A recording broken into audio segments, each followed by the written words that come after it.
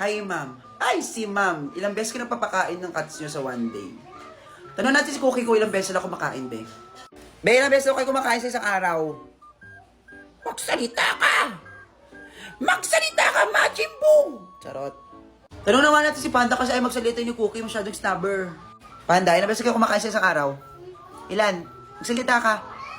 Magsalita ka. Ito na sasagutin ko na, be. Usually, 20 times a day. Ay, hindi magiging OA, ah. So, habang sinasagot ko yung mga tanong nyo, magpapakain muna tayo ng mga cats. Usually, ganyan small amount lang yung nilalagay ko sa kanila kasi hindi naman na lagi nauubos, be. Ilagyan ko lang din itong dry treats from Pets Up para may lasa, be. Para maganahan naman sila kumain. Usually, ang pinaka-recommended talaga ng mga vet ay twice a day lang sila pakainin. Kasi kapag more than 2, be, may tendency na baka hindi na matunaw sa tiyan nila at baka maging toxic na yon sa katawan nila. So ito based sa research, kapag adult cat na daw or 1-year-old na, usually twice a day is okay na for them. Huwag na sobrahan, be, ha? Ayan na, ha? And of course, every time na pinapakain ko sila, hindi ko kinakalimutang lagyan ng multivitamins from Happy Pet para ma-maintain ang kanilang good health and skin condition. Condition!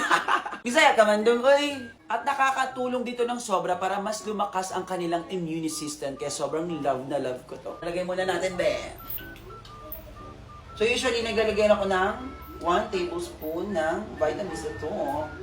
Paubos na rin pala to, be. Grabe, ang lakas ko kumain. Lagyan natin ng water para ma-dissolve yung dried treats para mas lalong lumambot. So yan, be, nasagot ko na yung tanong mo, ha. Twice a day ko lang talaga sa usually pinapakain. Yan, gutom na gutom ang mga utauchi. Kasi ako di ba ko tinatanong, be? Once a day lang kasi lahat ng pera ko na pupunta sa kanila. Okay. Ayun lang, thank you for watching. Bye!